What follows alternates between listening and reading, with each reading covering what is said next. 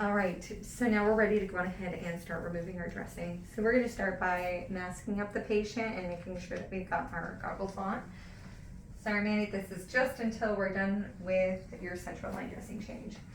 And once we've got our clean gloves on, we're going to start working off our dressing.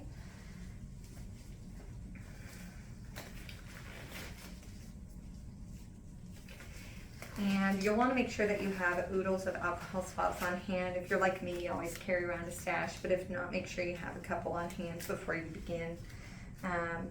If you have a patient that's really sensitive to tape, or if you think it's going to be a little bit more difficult, you can also grab these alcohol swab sticks. These have a lot more juice in them, and so they tend to work a lot better to get the statlock off. But we will go ahead and start by removing the belt portion of our dressing, followed by either a separation of the pants from the bottom up, or you can just take it all off in one piece like I do.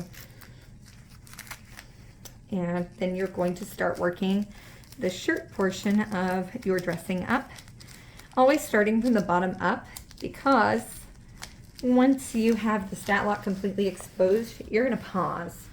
This is going to allow you to remove the statlock from the patient while maintaining sterility over your insertion site and keeping that dressing covered. It also helps to stabilize it so that it's not flopping around while you are trying to get the statlock off.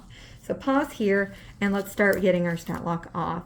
So I actually start by removing a portion of my statlock device. So we're going to start from this corner from the middle.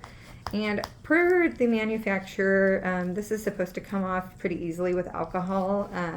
Unfortunately, Manny is made out of plastic, so it's a little bit harder on him, but on most patients, alcohol swabs work just fine.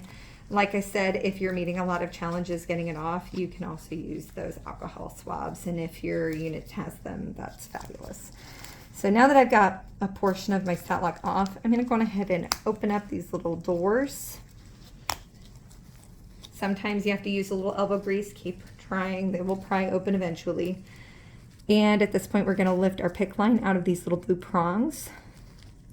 And we're going to finish removing our statlock device using alcohol swabs as necessary. And you can see, because I've got that dressing on there, I don't have to worry so much about my PICC coming loose or coming out as I pull it out. All right, now that that part's done, we're going to continue our dressing change as usual, utilizing our little saline dropper bottle if needed to loosen up that CHG patch. The saline can really make it a lot easier for you to remove that CHG patch, especially with an unsecured PICC line. Also be mindful, per the manufacturers, the dressings, these border dressings are supposed to come off much easier if you lift upwards with them, as opposed to pulling outwards on the patient.